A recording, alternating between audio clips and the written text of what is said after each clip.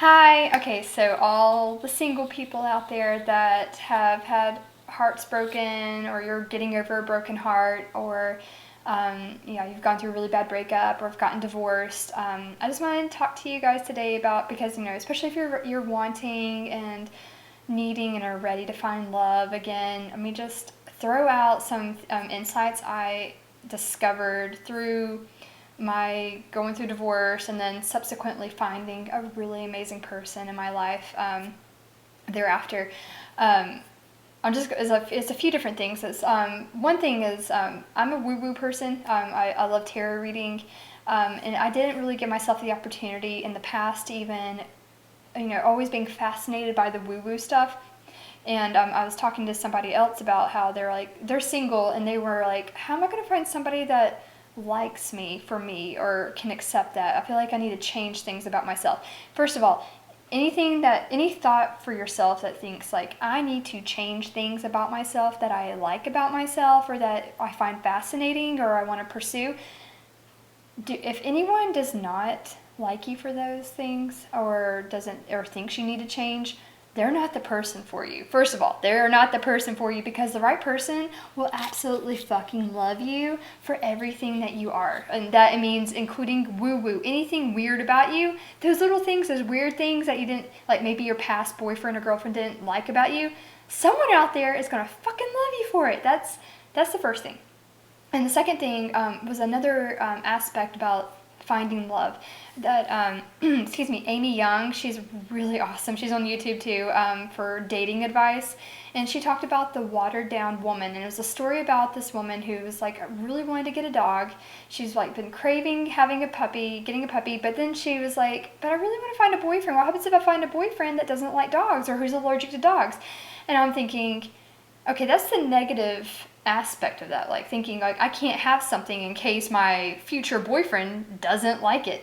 That Look at it from a different way. Look at it from the perspective like, hey, if you get this dog and it's something you want, your soul's calling out for you to get this dog. And of course, a dog can replace anything that you want to do or be or have. Be, do, and have. Yeah. Look at it from the sense that, like, if she got that dog, she'd be taking her dog to the dog park or walks. That might be how she does find love. Like, giving in to things that she wants might be helping her to find that love. That might be leading her to finding somebody like a boyfriend that loves dogs too. That might even have his own dog, and then that's how they meet. I was like thinking, it's like, so you're holding yourself back from stuff in the hopes of having something that you maybe she actually does need someone who likes dogs. Of course this is allegory, but I think that's actually a true story. But watering yourself down is not going to help you find someone who loves you for you, because that's isn't that the end goal? I mean, I know we tell ourselves like we need to be different, we need to fit into something in order for someone else to love us. No. You start by loving yourself. You start by loving everything about you, what's important to you, knowing what's important to you, knowing it's okay for things to be important to you, and knowing that's okay to bring into a relationship. You have to be comfortable with every aspect of yourself first. And some of that stuff I didn't even realize until I met somebody who was so amazing. And I didn't even realize, I thought I wasn't watering myself down until I started dating him. And he was so accepting of everything, all my thoughts, all my hopes, all my dreams, everything that fascinates me, everything I want to learn. Like, I'm a nonstop reader. I just love getting into stuff and learning about it. And he was totally fine with anything and everything. He just loved it. I mean, that was me. He was totally fine with it, and it wasn't something that he was turned off by. And of course I could turn off like a million people, but this one person he was totally fine with. And then of course there's things about him everything about him I love, even like things he said, like past relationships where they didn't like that. He thought he had to change as well to fit into this relationship. And if you're having to struggle to really fit into this relationship, or you're gonna have to kind of like pretend like half of you or parts of you don't exist to keep a relationship propped up, that's a good time to check in. Like, was it worth it? Because if it's keeping you stagnant in some areas of your life, like you're like, in my case, I like woo woo. I want to learn more about astrology. Something as simple as that. And it's like, no, I can't in this relationship because it's looked down upon, or that's, judged and, in a negative way. That's like cutting off a part of yourself. Like, that's like a part of your soul that wants to do that, and it's keeping you hindered. And you might be, vice versa. It's like you want someone to be able to flourish, to be able to grow. You guys, like, I'll refer it back to the tarot. So tarot cards, like with the Two of Cups, they're growing together. Soulmates grow together. Your mutual exchange, the relationship is an entity upon its, with you guys as whole people coming together, and you're able to explore every aspect about yourself and being open to that. And even though it's scary, even though you're having to show your insecurities and your vulnerabilities, it's the right relationship. It is okay. So my point, okay, so let me just throw it back to the point about, so you're single, you're wanting to find love again, you're not sure how to go about it, well, you don't even know what to be doing yet. Before you even consider how to go about finding love, you need to consider everything that you love to do. What do you love? What fires you up? In my case, it's like I love Brazilian Jiu-Jitsu. That was a big priority. I remember even talking to somebody about it, about like, well, what happens if I date somebody who's not into Jiu-Jitsu or wants to do stuff with me on the days I train? That, and they're like, tell them you have to go another day, or, tell them your training is important to you. It's like your exercise. That's my outlet. That's my stress outlet. That's what keeps me centered and grounded and calms my high energy ass down. I get so high strung and so fired up so easily. So I needed something to, like, a martial art to calm me down. I go to the gym twice a week and choke people. And that keeps me calm and centered.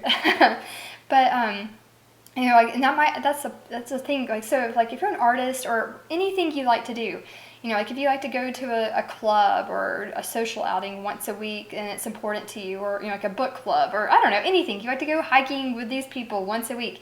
If you're starting to date somebody and they're like, they will make room for that for you. If you tell them, hey, this is important to me. And that's a good thing about being single. It gives you a moment to find out what the hell you like. I mean, I was single for quite a while. Like, I went through my divorce, and I didn't even start dating until like 6 months after my divorce was even final, which I don't necessarily recommend. It was, in my case, I was like, I'm not in any kind I need to heal myself as much as I can on my own. I need to enjoy being single. And my mom gave me great advice too. She's like, yeah, enjoy this time, because I have a toddler, especially like with a kid too. Make sure you enjoy this time. Enjoy this peace and quiet where it's just you and your child or children that you focus on. It's a beautiful moment to take a breather after a relationship or after a marriage or a long-term relationship, to help get your head back on straight, to remind yourself what it is, to like re-find yourself, get to know yourself again outside of that past relationship that was no longer working or serving you. And find out, like, what do you enjoy? What do you like to eat? What do you like to do for dinner? What do you like to do on the weekends? Who do you like to hang out with? And hanging out with, surrounding yourself with, like, high vibe people, or enjoying just being alone and just, like, I don't recommend this for the long term, but I would, like, knit and crochet for fun. I was getting to the point where I was becoming, like, a crazy cat lady. So it was good that I started dating again. But, yeah, it's like, just doing stuff that, like, I enjoyed without having to worry about anybody else except for me. It's like, so give yourself the opportunity, being single, even if you've been single for a while, to explore yourself, explore your interests, explore what you enjoy doing, and making sure you know what is important, and giving yourself permission to know that you can have everything that fires you up outside of a relationship, outside of having a boyfriend or a girlfriend, and still having a great, thriving relationship. Another thing I saw was, someone who just dropped everything when they started dating somebody, and they just dropped everything for 3 years. They made time. Every time that person was like, hey, let's go on a date, let's go out, they just dropped everything. Anything that you like to do, they just quit it. And they did that for 3 years, and then after 3 years, they broke up, and she was like, I dropped my entire life for this person. And that's a great lesson. That's a great experience for her, even though it sucks. I feel for her, but sometimes you just have to have the experience. It reminds her you don't have to drop your schedule. If someone can, like somebody who wants to be in your life, like a great relationship can still happen with you having a life. You know, it's obviously there's like balance involved, but you can still have everything that you love. Like in my case, I love jujitsu. I love having time for me. I love having time for my child, and having a great boyfriend who understands and works around that. And we make time for each other, and we make time for our families, and then we make time for, you know, just making time without having to like drop. Like I don't expect, and you probably like, would you agree? You wouldn't want another person dropping their entire lives and everything that makes them happy and feeds their soul for a relationship, right? It's like they can have both. Hashtag you can have both. You can have an awesome life as you're, you know, as a single person, and a great relationship too. So it's like even more, it's just you're working in everything that makes you happy and getting rid of anything that doesn't. What was another thing? Yeah, so yeah, don't water yourself down. Give yourself tons of self-care, self-love, like what you like to do. That is important. You are important. The more you love yourself, the more you're able to love another person, the more you're able to bring love to another. It's like you're not just giving from an empty cup. Like you're fueling yourself, and you're allowing yourself to be, you know, energized through a relationship as well, and energizing them. And the more you support yourself, the more you can support another person, because, you know, you're not the only one with vulnerabilities or insecurities. You know, anyone you bring into your life, they're going to have their own little issues, and you guys, the relationship will be the opportunity to work it out and work it out together. Now, with that said, okay, I mean, this is the other part with the watered down person, or the watered down woman, not wanting to get a dog. It's like if she gets that dog, it might actually, she thinks, she's worried it will prevent her from finding a relationship, and it might be the very thing that will help her find a relationship. Because in my case, I love jiu-jitsu, and I ended up meeting my boyfriend through jiu-jitsu. Excuse me.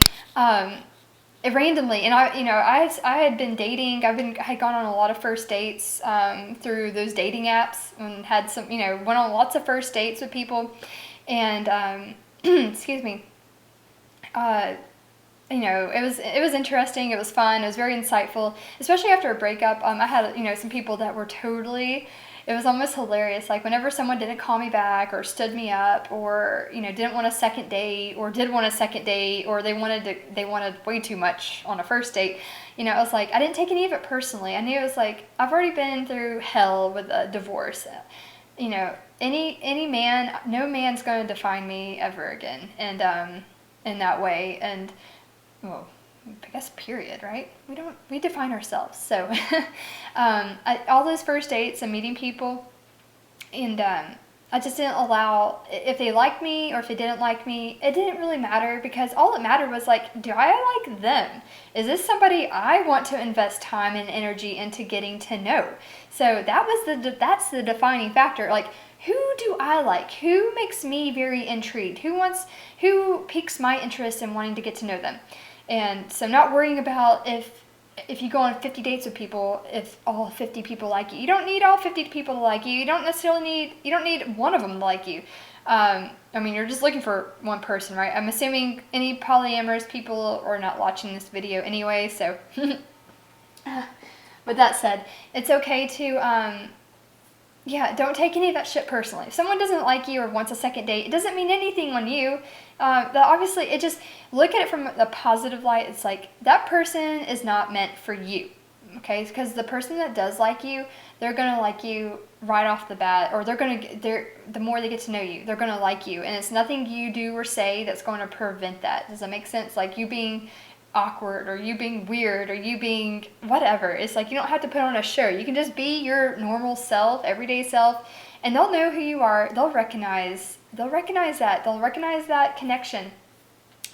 Yeah, they'll recognize it. They're not going to overlook you. So don't be afraid. Like, oh my gosh, what happens if I've already met him, he doesn't even know I exist? Like, then if he doesn't know you exist, or she doesn't know you exist, you're just breathe, take a breather. It's okay. And even more reason, again, like, to do things like, since I met my boyfriend through jiu-jitsu, it's like, and I didn't even meet him right off the bat. Like, I met him after doing it for like a year and a half, and you know, and I kind of knew him for a while. Like we knew each other for a couple months before we even dated. So it's like we had that opportunity to kind of be aware of each other without even dating. And you can't rush it either. I know it sucks. You can't rush it. Like, and even more reason why to get yourself comfortable being single. The more comfortable you are being single, the more comfortable you'll be, I think, when you find love again and find that relationship that's worth getting into. Because a bad relationship, okay, here's a hierarchy. Being single is fucking amazing. Yeah, it's fucking amazing. And a relationship must feed your soul more so than being single. Anything less than being happy and being single, anything less than that, a shitty relationship is not worth it. It's not worth. Being single is the default position unless we find something that is worth a relationship that's worth getting into, getting involved with. And that's the other thing. Oh, there's so much to talk about. I can't keep talking, but that's the other thing. Okay, if you're serious about wanting to find somebody, these are my opinions. Take them or leave them, but I just tell you from experience, you can't fuck on the first date. Yeah. One-night stands do not lead to... And I know you can tell me, everyone can tell me like, we slept around on the first date, and if we have a great relationship, okay, that's fine. I'm just speaking from my opinion. I'm not saying my opinion's the only one, but I'm just throw out my personal opinion. Sleeping with them on the first date, if you really like somebody or they think there's potential, you really need to hold back. You really need to give yourself and respect yourself and respect them, to give yourself that time to make a connection. Sex is powerful. Sex is very powerful. It is an energy exchange. It is a coming together of an intimacy that is,